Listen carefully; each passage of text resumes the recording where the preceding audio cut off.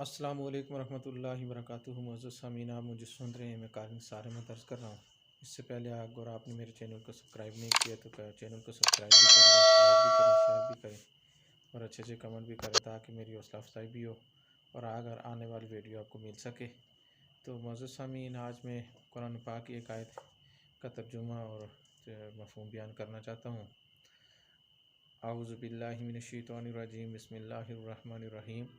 ایود احدکم ان تکون له جنۃ من نخیل واعناب تجری من تحتها الانہار له فیہا من کل الثمرات واصابہ الکبر وله ذریۃ ضعفاء فاصابها اعصار فیہ نار فاحترقت کذلک یبین اللہ لکم آیاتہ لعلکم تتفکرون۔ صدق اللہ العظیم۔ معزز سامعین، اس آیت کریمہ کے اندر رب کائنات ارشاد فرما رہے ہیں، کیا تم میں سے اگر کوئی ایک اس چیز کی آرزو کرے کہ اس کے لیے ایک باغ ہو اور اس باغ میں کھجوریں بھی ہوں اور انگور بھی ہوں اور اس کے نیچے نہریں بہہ رہی ہوں اور اس میں ہر قسم کا یعنی اس باغ کے اندر پھل ہو، لہو فیہا من کل الثمرات واصابہ الکبر ولہ ذریۃ ضعفاء،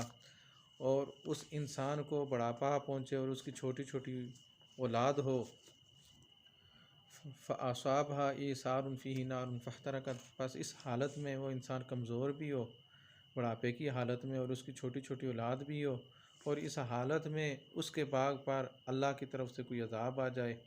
ہوا کا، آندھی کا یا کسی آگ کا یا کوئی عذاب آ جائے، فاصابہ اعصار، بس پہنچ آئے اس باغ کے اندر کوئی بگولا آگ کا، نار فاحترقت، بس وہ جل کر راکھ ہو جائے، تو کتنا ہی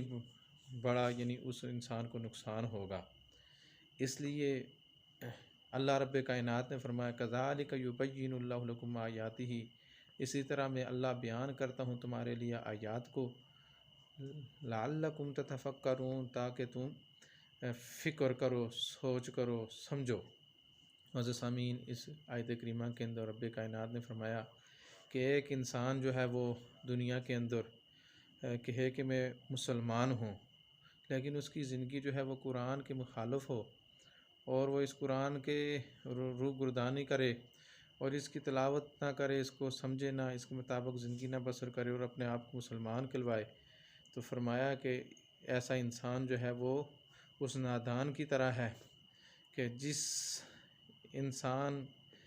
جو ہے وہ بڑھاپے کے حالت میں ہو اور اس کی اولاد بھی چھوٹی چھوٹی ہو اور اس کے باغ پر گزر بسر ہو رہی ہو، تو اس حالت میں اس کے اوپر عذاب اس باغ میں یعنی آگ کا یا پانی کا یا آندھی کا عذاب آ کر کے وہ باغ ختم ہو جائے، تو اس انسان کو کتنا یعنی نقصان ہوگا۔ اسی طرح فرمایا کہ آخرت کے اندر وہ انسان جو مسلمان اپنے آپ کو کہلوانے والا ہے لیکن زندگی اس کے قرآن کے مخالف ہے، تو فرمایا کہ ایسے انسان جو ہے وہ آخرت کے اندر خسارے میں ہوگا اور بہت بڑا نقصان ہوگا اس کے لیے۔ اللہ رب کائنات پھر فرما رہے ہیں، کذالک یبین اللہ لکم آیاتہ، اسی طرح میں تمہارے لیے اپنی آیات کو بیان کرتا ہوں، اپنی نشانی کو بیان کرتا ہوں، لعلکم تتفکرون، تاکہ تم فکر کرو۔ اس لیے معزز سامعین، اللہ رب کائنات کا ہر فرمان جو ہے وہ ہمارے لیے ہے، اور ہم تاکہ اللہ کے قانون کے مطابق زندگی بسر کریں اور اس حکم کے مطابق زندگی بسر کر سکیں، تو اللہ رب کائنات نے کوئی مبہم، کوئی بام اس کتاب کے اندر نہیں چھوڑا جو بیان نہ کیا ہو۔ اب میں اللہ تعالیٰ سے دعا کرتا ہوں، اللہ تعالیٰ جو میں نے بولا، سمجھایا، سننے والوں نے سنا، رب کائنات سننا سنانا، بولنا بلانا، اللہ رب کائنات اپنے دربار میں قبول و منظور فرما کر کے مجھے آپ کو عمل کی توفیق عطا فرمائے۔